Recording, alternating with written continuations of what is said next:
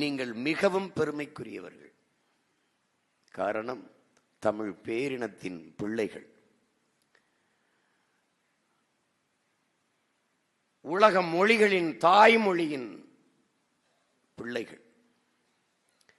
உலகிற்கு அறிவை கடன் கொடுத்த ஒரு இனத்தின் பிள்ளைகள்.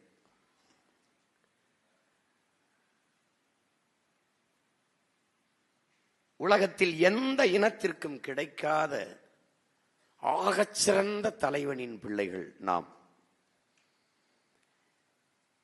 ஒரு மனிதனை நீங்கள் ஒரு அணிகலன் செய்கிற போது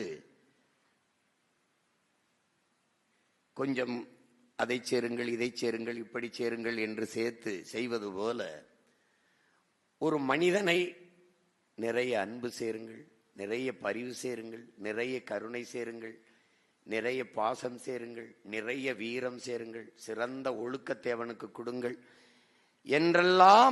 என்றெல்லாம் சொல்லி ஒரு மனிதனை படைத்தால் அவன் பிரபாகரன் என்ற பெருவடிவமாக நிற்கிறான்.